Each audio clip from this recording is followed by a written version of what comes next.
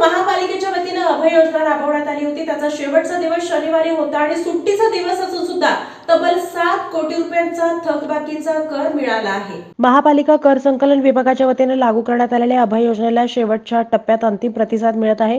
दिवसभरात तब्बल 7,06,70,918 रुपये कर भरणा झाला. थकबाकीदारांनी धनादेश दिल्यानं सील कारवाई करण्यात आली नाही. महापालिकेचे आयुक्त शीतल तेली उगले यांच्या आदेशानुसार उपायुक्त आशिष लोकरे यांच्या मार्गदर्शनाखाली महापालिका मिळकत कर विभागाच्या अंतर्गत मिळकत कर अभय योजना सुरू केली आहे. महापालिका मिळकत कर संकलन विभागाचे अधीक्षक युवराज गाडेकर यांच्या माध्यमातून विविध पथकाद्वारे कर वसुली सील कारवाई करण्यात येत आहे.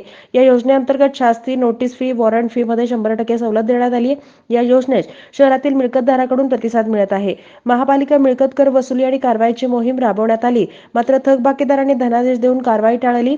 सुट्टीच्या दिवशीही शनिवारी मिळकतदारांनी अभय योजनेचा लाभ घेतला. दिवसभरात तब्बल 7,06,07,918 रुपये कर भरणा झाला आहे.